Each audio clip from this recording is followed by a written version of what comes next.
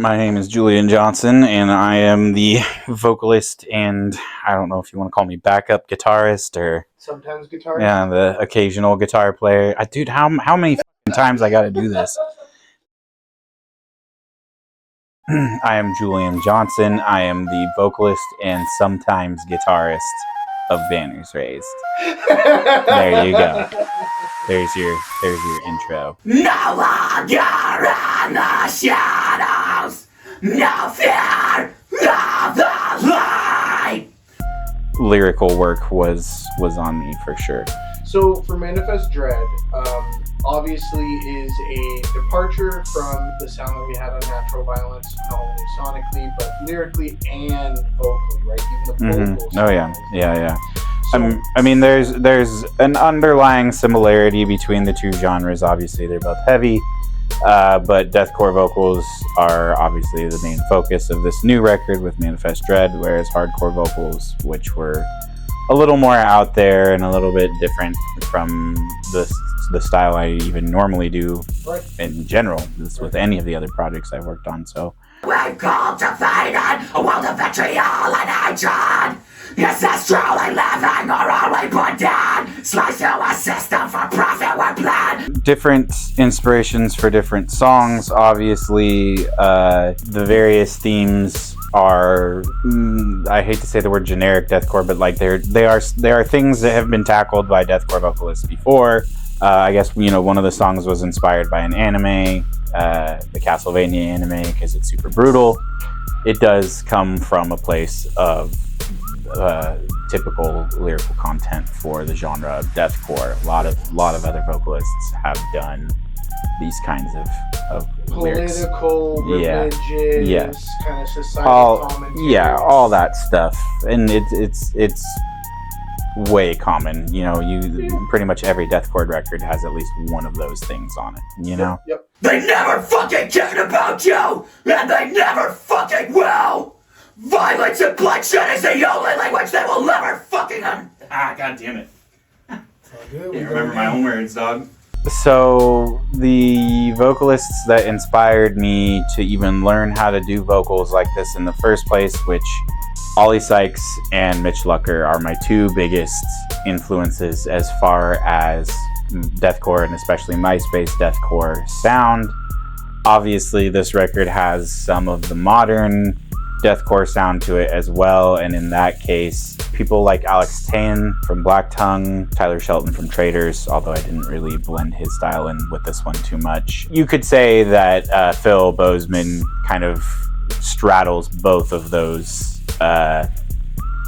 areas. Dan Watson definitely is a big influence as well. A lot of those old MySpace deathcore vocalists, and particularly Ollie and Mitch, are the two that I spent a lot of time honing my craft with, as compared to a lot of other vocalists. The serpent's tongue tells only lies.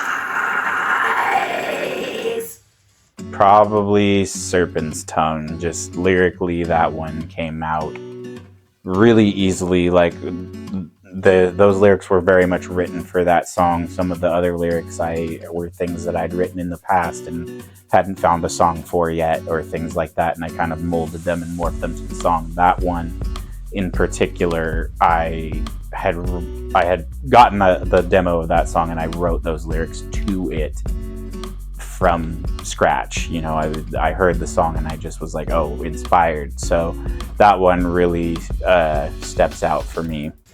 Slice to a system for profit with blood. How much is enough? Will we add wits in? And then the cycle repeats again and again.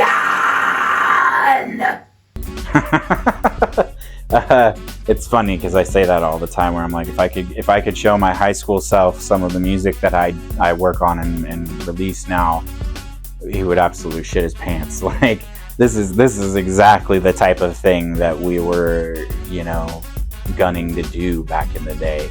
And I mean, it would depend on exactly what year of high school I went back to and talked. Sophomore year was Bring Me the Horizon was my big, we want to make a sound like that. That's what we want to be. And then junior year, we changed over to grindcore, so we wanted to be Awaken the Cadaver or whatever. You know, there was just various different sounds that were popularized during different years of my high school tenure when deathcore and metalcore really kind of exploded. Right, really took off. Yeah, he would have an aneurysm over some of the songs and records that we have cooking and are currently in, you know, release mode for or whatever. So constantly adding fuel to the fire, the road of all evil personified. So I mean, just in general, even if you listen to Unnatural Violence and then you also went back and listened to some of our older tracks that we have, you're going to hear a very huge difference, because the first few tracks we put out were very much more post-hardcore, and then we kind of went a little bit more melodic hardcore, maybe a little bit of metalcore influence in there too with some of the breakdowns and things. And then from that we went to straight, you know, metallic hardcore pretty much, and then now we have a deathcore record coming. So just in general, if you're paying attention to us, you know that we don't kind of stay in one lane. That's never been what we've done. We're never going to do that. We're going to do whatever we want when we feel we want to do it, or just when we can get around to it. Sometimes we're going to have all these heavy things and we're going to turn around and release other stuff that's going to be more melodic, like our original, you know, songs or things like that. So it really, if you're here, be here for anything. So if you're here for a certain sound, sorry, we're going to do a lot more than just that. We will always probably come back to those sounds at a certain point, or do, you know, when we're feeling it, or if that's what people are really interested in hearing from us at a certain point in time, where it's like, hey, we haven't gotten a hardcore record from you in a while. It's like, all right, well, we might revisit that then. But until people start really trying to influence what we want to do, we're just going to do whatever we want to do. Even if we were to ever have influence from the outside, I you know, we're still going to do it the way we want to do it. Even if we're like, okay, well, the people want to hear hardcore, let's do that. We're still going to do it the way we want to do it.